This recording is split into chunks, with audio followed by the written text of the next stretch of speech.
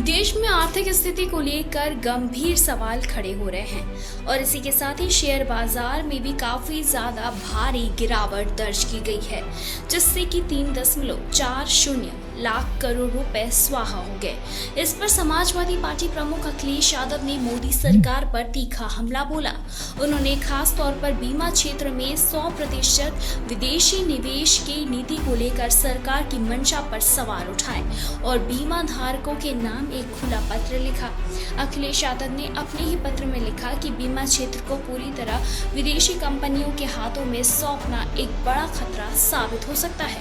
उन्होंने कहा है कि वैश्विक स्तर पर किसी भी तरह के आर्थिक या फिर राजनीतिक संकट के दौरान विदेशी कंपनियों की जवाबदेही कैसे सुनिश्चित की जाएगी।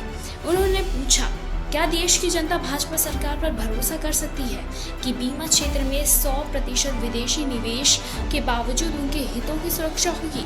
उन्होंने ये भी आशंका जताई कि विदेशी कंपनियां भारत में निवेश से जो मुनाफा कमाएंगी वो देश में रहेगा या फिर पूरा विदेश चला जाएगा।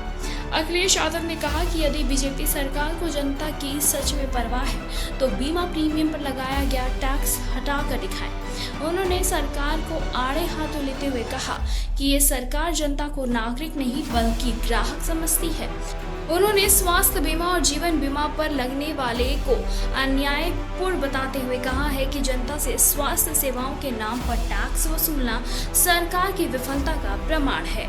ये पहली बार नहीं है जब अखिलेश यादव ने मोदी सरकार की आर्थिक नीतियों पर सवाल उठाए हैं। इससे पहले भी वो शेयर बाजार में गिरावट और महंगाई को लेकर सरकार को चेतावनी देते रहे, लेकिन इस बार 30 साल का रिकॉर्ड टूटने के बाद अखिलेश यादव का गुस्सा 7वें आसमान पर है। शेयर बाजार में गिरावट, महंगाई और बेरोजगारी के बढ़ते आंकड़ों के बावजूद सरकार अब तक इस मुद्दे पर कोई ठोस जवाब नहीं दे पाई और अखिलेश यादव का ये पत्र देश के उन करोड़ों बीमा धारकों के सवालों के सामने लाता है जो कि इस अनिश्चितता के दौर में खुद को असुरक्षित महसूस कर रहे हैं। क्या बीमा क्षेत्र में 100% विदेशी निवेश से देश के नागरिकों को नुकसान होगा? क्या सरकार को बीमा प्रीमियम पर लगाया गया टैक्स हटाना चाहिए?